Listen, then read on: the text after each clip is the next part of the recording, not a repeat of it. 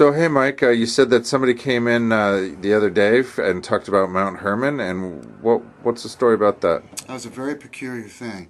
The man came in. He had his family with him. He had his wife and another lady and a couple of kids. And he said that he was really bummed out because he had gone over to Mt Hermon Conference Center. This is a Christian conference center located in the woods about 2 miles from here.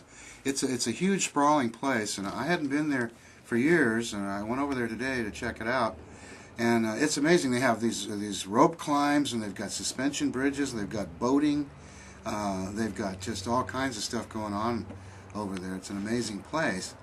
And over the course of the last few years, we've had people come in who've come here to go to the Mount Hermon Center, and they've had stories to tell us that related to Bigfoot.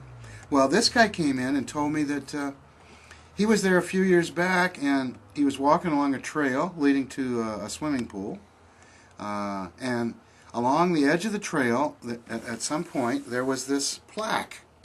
And he said it was a metal plaque. It was about this long. It was shaped like a footprint. And it said something to the effect of, a Bigfoot track was found here in such and such a date by so-and-so. And this was a commemorative plaque that was right there in the ground. He said he couldn't remember that it was attached to a concrete base or anything like that, the background setting. Just the fact that it was right there, and level with the top of the ground, apparently stuck to the ground there. So he was there for at least a half an hour, 45 minutes, he said, walking up and down the trail, trying to show his kids this plaque, and he couldn't find it. So, hearing that, and this was yesterday, I decided, well, I've got to go over there right now, immediately, and find out what this is all about. So Ralph and I went over there this morning, and we went down the trail. It's quite a hike. You go down into a steep little canyon, and interestingly enough, the place where all this is supposedly taking place is where three creeks come together.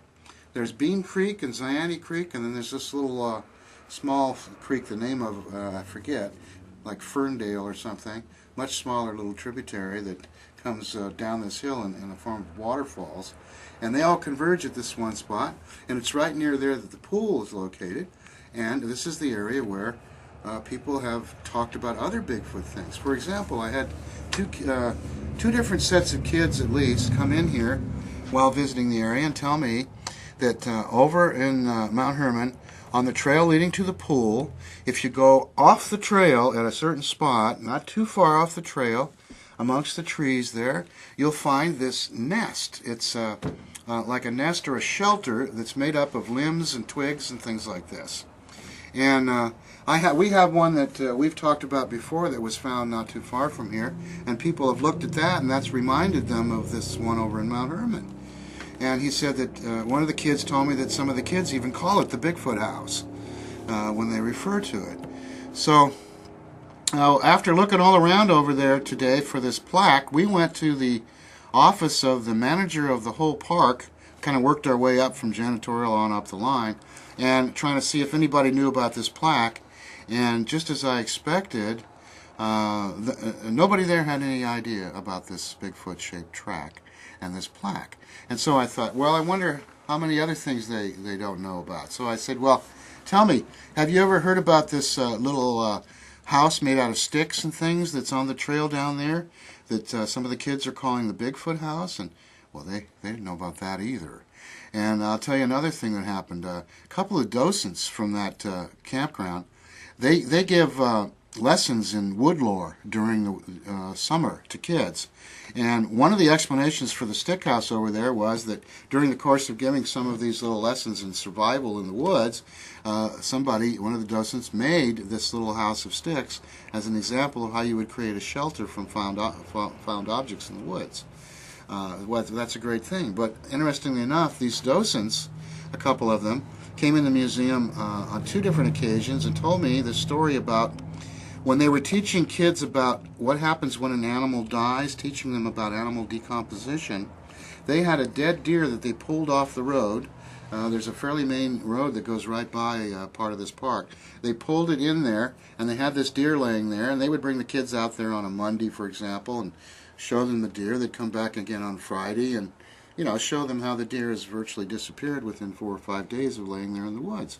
a lesson in decomposition and natural, nature at work. Interestingly, they had another one that was killed, and they pulled that in, and they laid it down next to Smelly Shelly, or whatever they were calling the first deer. And within 48 hours, that deer had disappeared completely, had been taken away. And the two docents told me they walked out there to try and locate this deer, and they noticed these big dents in the ground, and they didn't really know what to make of them. They didn't want to go so far as to say they were footprints, but they definitely photographed these dents in the ground, which were, long impressions, about so long, looked like a trackway.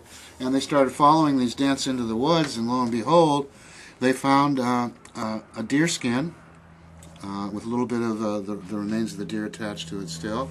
They found a rib cage that had been picked clean, and the rest of the body parts were completely missing. And this was 60 or 80 yards further back into the woods from where they had left the body originally. And I don't think that the bosses over there probably knew about that episode either.